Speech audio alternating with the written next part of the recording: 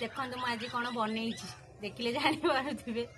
ଆଳୁ ଆଳୁ ଆଳୁ ମସଲା ମାନେ ବହୁତ ପୁରୁଣା। ମାନେ ଆମେ ଯେତେବେଳେ ମାନେ ଛୁଆ ସମୟରେ ନା ଏସବୁ ମାନେ ଗାଁରେ ଯାତ୍ରା ହେଲେ ଏମିତି ଆଳୁ ମସଲା ଦେଇକିରି ଡାଙ୍ଗିରେ ମାନେ ଦେଇକି ସବୁ ଛୁଆ ମାନେ ଖାଉଥିଲେ, ମାନେ ବିକ୍ରି କରାହେଇଯାଉଥିଲା। ବହୁତ ଦିନ ପରେ ଆଜି ବାବା କହିଥିଲେ ତ ଏଇ ଟାଇପ୍ରେ କରିବା ପାଇଁ ତ କରାହେଇଛି। ତ ମାନେ ଭିଡ଼ିଓ କରିବାର ମତଲବ ମାନେ ମୋ ଭାଣେଜୀ କେବେ ବି ଜାଣିନାହାନ୍ତି ଏସବୁ କ'ଣ ବୋଲି, ତାଙ୍କେ ବି ଜାଣିନାହାନ୍ତି। ତ ମୋତେ କହିଲେ ଯେ ମାଇଁ ଯେତେବେଳେ ତୁମେ ବନେଇ ସାରିବ ନା ମୋତେ ଭିଡ଼ିଓ କରିକି ବି ଦେଖେଇବ, ମୁଁ ଦେଖିବି ସେ ଯାକ କ'ଣ। ଦେଖ ମୁଁ ତାଙ୍କୁ ଦେଖେଇ ଦେଉଛି ଆଉ ଖାଇକି ଦେଖିବି କେମିତି ଲାଗୁଛି। ବହୁତ ପୁରୁଣା ଛୁଆବେଳର ଡାଙ୍ଗି ମହକିରେ ନାହିଁ ତ ମୁଁ କଣ୍ଟା ଚାମଚରେ ହିଁ ଖାଉଛି। ହଁ ଖାଇନ?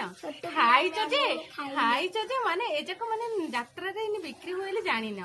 ଏଟାକୁ କ'ଣ ଆଳୁ ମସଲା ମାନେ ଯୋଉ ଖରଗପୁରୀ କହୁଛନ୍ତି। କାଇଁ ସାଇ ଖାଇକି ଦେଖିଲ କେମିତି ଲାଗୁଛି? କେମିତି ଲାଗୁଛି?